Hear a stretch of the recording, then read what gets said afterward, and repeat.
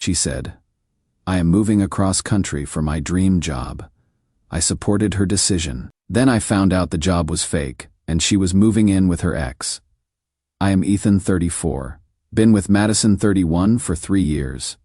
We live together in Denver, been talking about engagement. I am an electrical engineer. She is an interior designer who has been struggling to find steady work since COVID hit her industry hard. 3 weeks ago, Madison came home excited, waving her phone around. "Babe, you are not going to believe this. Remember that portfolio I submitted to Morrison Design Group in Seattle? They want me as their new creative director." My heart sank a little, but I was genuinely happy for her. Morrison Design Group is a big name in the industry. Madison had been applying everywhere, dealing with rejection after rejection. That is incredible. Mads, what is the offer? 85,000 plus benefits. It is everything I have been working toward. I made good money, but her taking this job would mean long distance, probably permanently. Seattle's expensive. No way I could transfer there easily. When do they need an answer? They want me to start in 2 weeks. I know it is fast. But Ethan, this is my shot. I looked at her face, saw how excited she was. How could I be the guy who held back her dreams? Then you have to take it. She threw her arms around me, crying, "You are amazing. Most guys would try to talk me out of it. If you love someone, you don't cage them. You cheer them on." The next 2 weeks were a complete whirlwind. Madison was on the phone constantly with HR about relocation details. Apartment hunting online, coordinating logistics. She seemed stressed but excited, which made perfect sense for such a big career move. I helped however I could, took time off work to help her pack boxes systematically, made multiple trips to U-Haul for supplies and boxes, organized her portfolio materials so they would survive shipping safely, even gave her $2,000 from my savings account for moving expenses and security deposits. "I will pay you back once I get my first check," she said, kissing me goodbye at the airport departure drop-off. "I love you so much for supporting this dream. Just promise me we will make the distance work somehow." Of course, "You are stuck with me, Cole." That was her nickname for me, from my last name. She flew out on a Tuesday morning. I felt completely empty driving home from the airport, but also proud. My girlfriend was chasing her dreams, and I had been man enough to support her even though it hurt. The first few days went well. We FaceTimed every night around 9 p.m. her time. She showed me her temporary Airbnb, talked enthusiastically about meeting her new team, the exciting projects they had lined up for major clients. "How is the office culture?" I asked during one of our calls. "Still getting used to it. Everyone's really focused and professional. I am trying to prove myself, you know. Don't want them thinking they made a mistake hiring someone from Denver." Made perfect sense. New job jitters in a competitive creative field. But by the second week, our calls got shorter. She was always tired from work or had early meetings. When we did talk, she seemed distracted. "Just adjusting to the pace here," she would say. "Seattle moves different than Denver." Friday night I suggested we watch a movie together over FaceTime like we used to. She said she couldn't had to review project files. That weekend, I was scrolling Facebook when I saw something that made me do a double take. Our mutual friend Jake had posted photos from his San Diego trip. In one of the background shots at some beach bar, I swear I saw Madison. But Madison was supposed to be in Seattle. Seattle doesn't have beach bars. I stared at the photo for 20 minutes. Zooming in, the woman had Madison's hair, her build, wearing a dress I recognized, but the image was blurry, taken from far away. I called Madison, straight to voicemail. Texted, "Hey babe, miss you. How was your day?" 3 hours later, "Sorry, long day at the office. Talk tomorrow." Sunday evening, I called again. "Madison." Weird question. But Jake posted photos from San Diego this weekend. "And I thought I saw someone who looked like you." Long pause. "That is weird. Definitely wasn't me. I have been buried in work here." Something in her voice sounded off, like she was reading from a script. "Yeah, just looked similar, I guess." "How is the Morrison team treating you?" "Good, good. Listen, I am exhausted. Can we catch up tomorrow?" "Of course." Love you too. But she hung up fast, like she was in a hurry. Monday at work, my buddy Lucas came over to my desk. Dude, you need to see this. He showed me his phone. Instagram, a story post from someone named Ryan Tate. The story showed 2 wine glasses at what looked like an expensive restaurant, with the caption, "Welcome home. Beautiful. #second chances." Why are you showing me this? I asked. Look at the reflection in the wine glass on the left. I squinted at the photo. In the curved surface of the glass, barely visible, was the outline of a woman with long, dark hair. Hair exactly like Madison's Lucas. This could be anyone. Maybe. But check this guy's profile. Lucas scrolled to Ryan's main page. Recent posts showed him at various Seattle locations. Pike Place Market, Space Needle, all the touristy spots Madison had been talking about. Then Lucas showed me Ryan's bio. Entrepreneur, Vertical Bar Seattle. Native, Vertical Bar building tomorrow. Today this still doesn't mean anything, I said. But my stomach was starting to twist. Ethan, when is the last time Madison posted anything about her new job? Like, showed you the office, or introduced you to coworkers over video? I thought about it. She had shown me the Airbnb, talked about work. But now that Lucas mentioned it, I hadn't actually seen her at Morrison Design Group. No office photos. No meeting any team members. She has been busy. When my sister started her new job, she couldn't shut up about it, posted everything. You are telling me Madison, who documents her coffee every morning, hasn't posted one single thing about this amazing dream job? I pulled out my phone and checked Madison's Instagram. Lucas was right. Her last post was from Denver, 2 days before she left.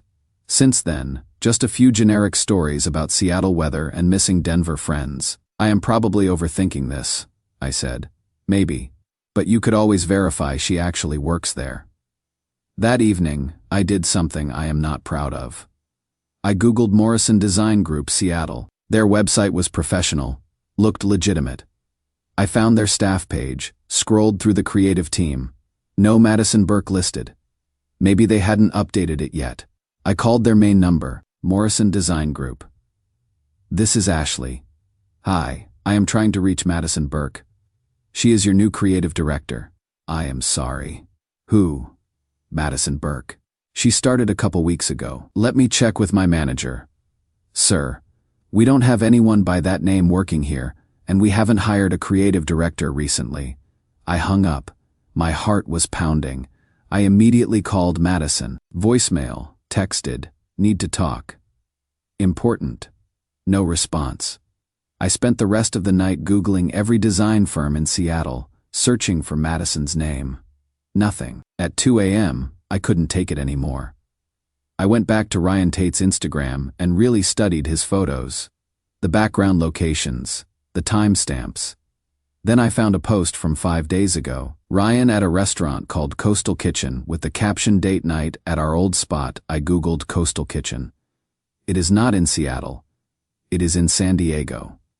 Madison wasn't in Seattle at all. She was in San Diego with her ex-boyfriend, and she had made up an entire fake job to cover it. I sat in my empty apartment at 3 a.m., looking at the spaces where her stuff used to be, and realized my girlfriend of 3 years had orchestrated an elaborate lie to abandon me for another man, and I had helped her do it. The worst part, I gave her $2,000 to fund her betrayal. How long had this been planned? How long had she been talking to Ryan behind my back? Was anything about our relationship real in those final months? I need to confront her tomorrow. But honestly, I don't even know what to say. Part of me still hopes there is some explanation that makes sense. But deep down, I know there isn't. Update. It is now 6 a.m. and I still haven't slept. Madison finally texted back. Cannot talk right now. In meetings all day. In meetings on the job that doesn't exist. How do you even begin to untangle a lie this big? Update 1. I confronted Madison yesterday. It went exactly as badly as you would expect, but I got the whole truth. It is somehow worse than I thought. First, thanks to everyone who commented on my post. Reading your experiences helped me realize I wasn't going crazy. Manipulation like this leaves you questioning your own reality. So Tuesday morning, I had confirmed the Morrison Design Group job was fake. I spent the day going through our text history, looking for clues I had missed. Found plenty. References to Ryan that I had dismissed as coincidences. Times she had been distant after getting phone calls. Weekend trips to visit college friends that she had been vague about. The signs were there. I just trusted her completely. Tuesday evening I called Madison again. This time she answered. "Hey babe, sorry about yesterday. Work's been insane." "Madison, we need to talk about Morrison Design Group." Pause. "What about them?" I called them. "They have never heard of you." Long silence. I could hear her breathing. "Ethan, you called my work? That is really invasive. Answer the question." "Madison, do you actually work there?" "Of course I work there." "Maybe you talked to someone who doesn't know about new hires." "I talked to the main office. They haven't hired a creative director.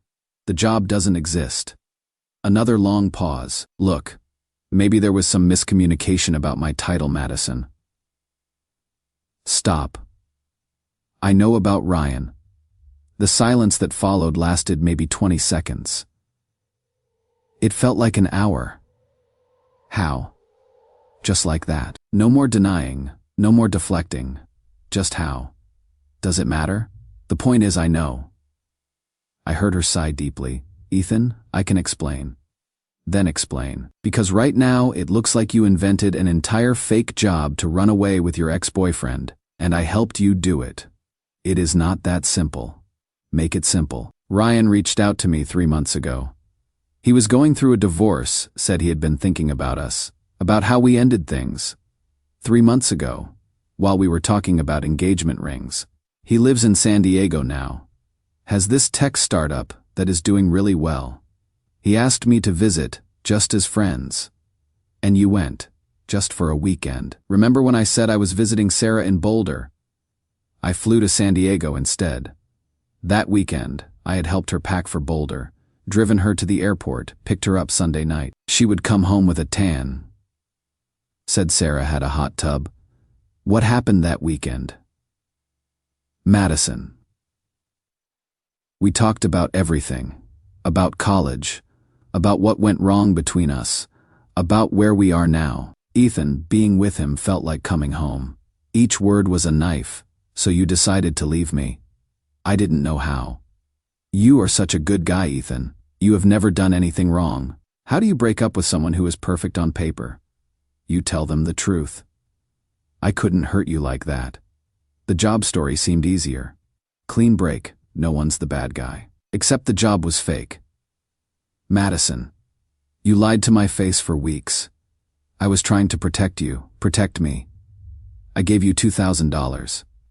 I helped you pack. I drove you to the airport and told you I was proud of you. I know. I know. I felt terrible about that, but not terrible enough to stop lying. Silence, Madison. How long has this been planned? What do you mean? The job story. How long were you and Ryan planning this? Ethan, how long? Since that weekend in San Diego? But Ethan, please understand.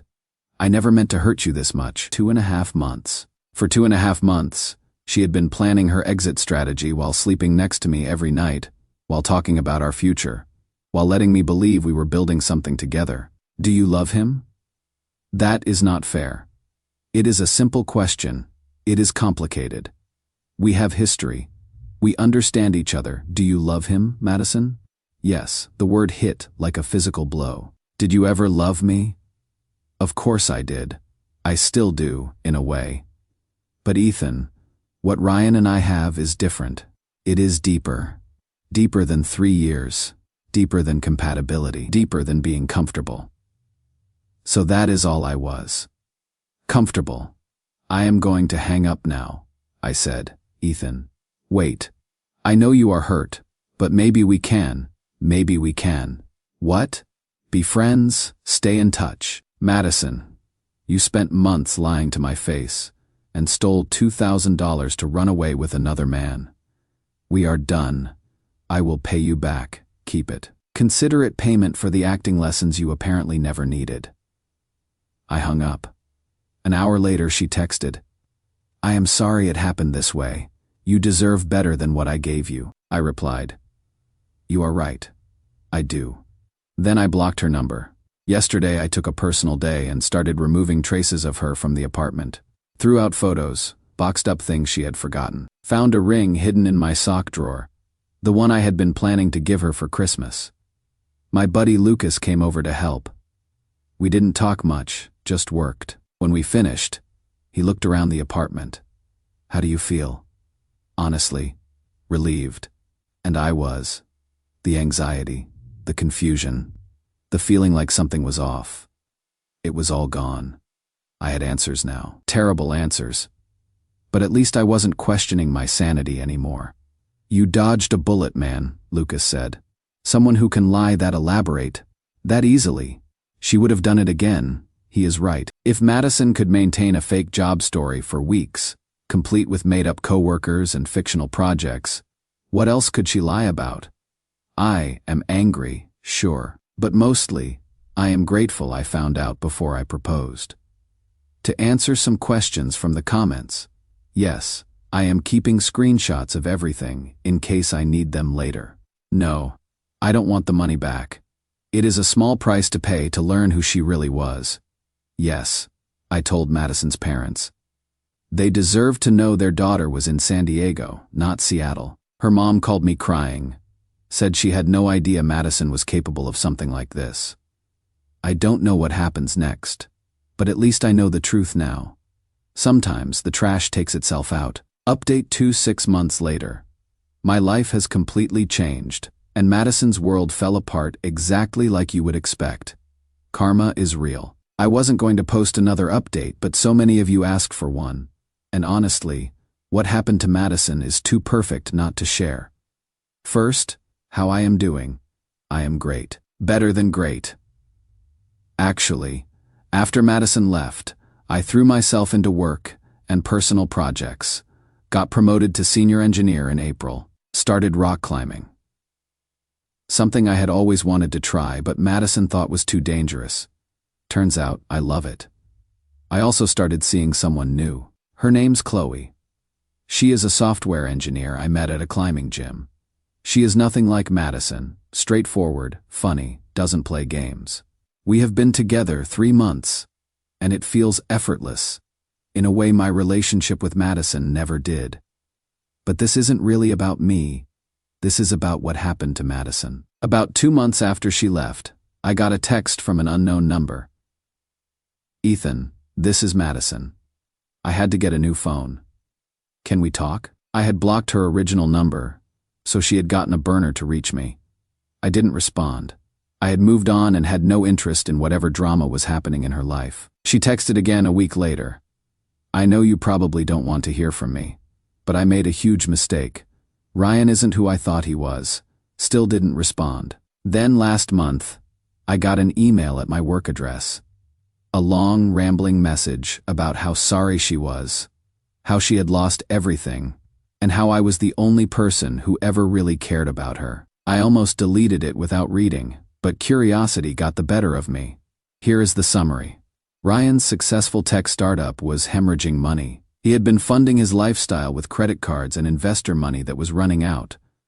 The fancy San Diego apartment, rented with cash, he didn't have. 2 months after Madison moved in with him, the startup folded completely. Ryan had been lying to investors about their user numbers and revenue. When the truth came out, he not only lost the business, but faced potential fraud charges. But it gets better. While dealing with business problems, Ryan was also sleeping with his business development manager, a 24-year-old Instagram model he had hired, despite having no relevant experience. Madison found out when the girl posted a story showing Ryan's bedroom, the same bedroom Madison had been sleeping in. Apparently Ryan's response when confronted was, "We never said we were exclusive." So Madison got kicked out of the apartment, which got repossessed anyway, lost her relationship, and found herself stranded in San Diego with no job, no money, and no plan. She moved back to Denver a month ago and is staying with her parents. She is 31 years old, sleeping in her childhood bedroom, working part-time at a craft store. In her email, she talked about how much she regretted leaving me, how she realized what real love was supposed to look like, and how she would do anything for a second chance. She ended with, "You were right to support my dreams. I was wrong to chase someone else's lies." I read the whole thing, felt absolutely nothing, and deleted it. The next day I got another text from the unknown number. "Did you get my email?" This time I responded, "Yes, I hope you find the happiness you are looking for, but it will not be with me. Please don't contact me again, Ethan, please. I know I hurt you, but what we had was real. I can prove I have changed. Madison, I have moved on. I am with someone else now. Someone who knows how to tell the truth. I wish you well, but we are done. Permanently." She tried calling from the unknown number. I didn't answer. 2 days later, Chloe and I were at dinner when my phone buzzed with yet another text. "I saw your Instagram. She doesn't love you like I do." That is when I realized Madison had been stalking my social media despite being blocked. I had posted a photo of Chloe and me at a climbing competition, and Madison had somehow seen it. I showed the text to Chloe, who just laughed. She seems stable. I love that Chloe can laugh about it.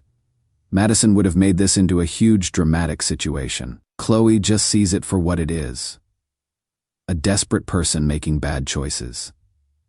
I changed my Instagram to private and blocked every number Madison had contacted me from. The best part? Last week, Lucas ran into Madison at a coffee shop downtown.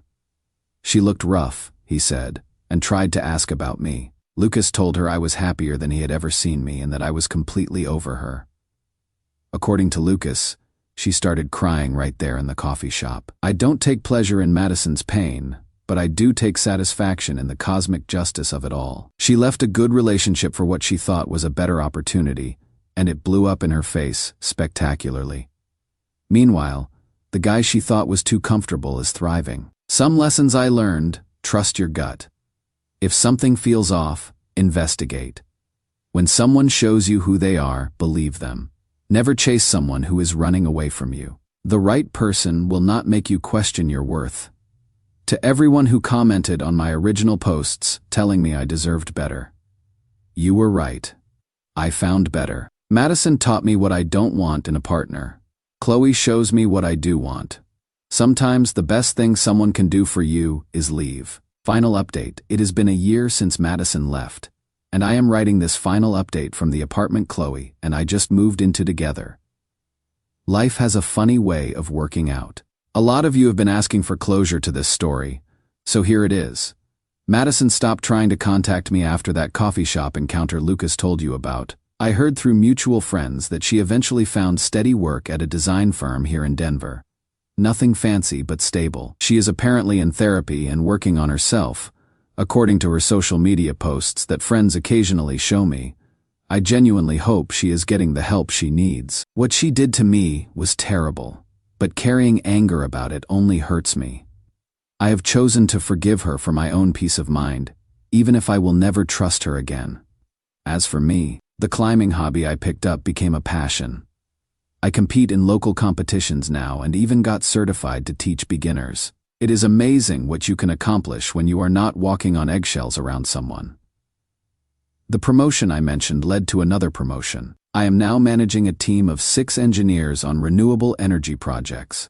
Turns out when your personal life isn't chaos, your professional life flourishes too. But the biggest change is Chloe. She is everything Madison wasn't: direct, supportive, emotionally mature.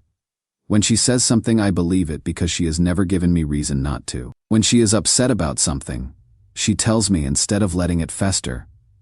When she is proud of me, I feel it genuinely. Last month, I found myself looking at engagement rings, not because I felt like I should or because we had been together a certain amount of time, but because I genuinely cannot imagine my life without her. Yesterday I proposed. She said yes. The contrast couldn't be more clear. With Madison, I was always slightly anxious, always wondering if I was enough, always trying to prove my worth. With Chloe, I am just happy, confident, myself. We are getting married next fall. Small ceremony, just family and close friends. Lucas is my best man. naturally. The ring I had hidden in my sock drawer for Madison. I sold it months ago and used the money for a climbing trip to Colorado with Chloe. Best use of that ring I could imagine. I know some of you want more dramatic updates about Madison's downfall, but honestly, her story isn't interesting to me anymore. She made her choices, faced the consequences, and is hopefully learning from them. My story is about what happened after. How losing someone who was wrong for me led me to someone who is perfect for me. To anyone reading this who is going through something similar, the person who lies to you, manipulates you, or makes you question your worth is not your person. Your person is out there, probably doing something completely ordinary like buying coffee or walking their dog. Having no idea they are about to meet the love of their life. Be patient. Work on yourself. Stay open to possibilities. And trust me on this. When you meet the right person, you will understand why it never worked out with anyone else. Chloe is reading over my shoulder as I type this, laughing at my dramatic Reddit voice. She says to tell you all that she is grateful. Madison was stupid enough to give up someone like me, because now she gets to marry him. See what I mean about the directness? I love this woman. Thanks for following this story. Thanks for the support when I was confused and hurting. Thanks for helping me see I deserved better. Sometimes the best revenge is just living well. And I am living well. The apartment Chloe and I share has become our sanctuary. We have filled it with climbing gear and photos. It is everything Madison never was. Looking back, Madison did me the biggest favor by leaving. She forced me to discover who I was. Most importantly, she led me to Chloe. Sometimes I wonder what would have happened if I had proposed to Madison.